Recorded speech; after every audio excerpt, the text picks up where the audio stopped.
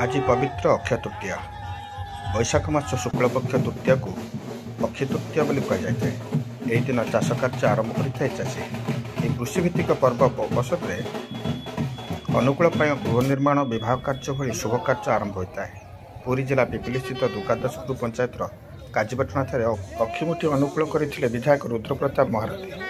धरित्री माँ को पूजार्चना कर क्षेत्र में अक्षिमुठी अनुकूल करते विधायक आत्मा अध्यक्ष प्रकाश कुमार धल विश्वजित दास प्रमुख यह अवसर में उपस्थित थे।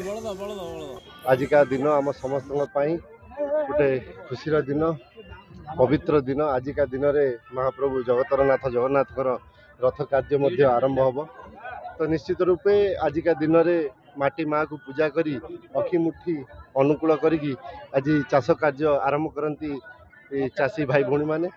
तो आम समस्त गोटे विश्वास रही आजिकार पवित्र दिन में चाष कार्य आरंभ कले यही वर्ष फसल भल हुए हम बोली आमर विश्वास रही। सब सबू चाषी भाई भौणी मैंने आजिका दिन में चाष कार्य आरंभ करती और महाप्रभु को प्रार्थना करती कि यही वर्ष फसल जमी भल।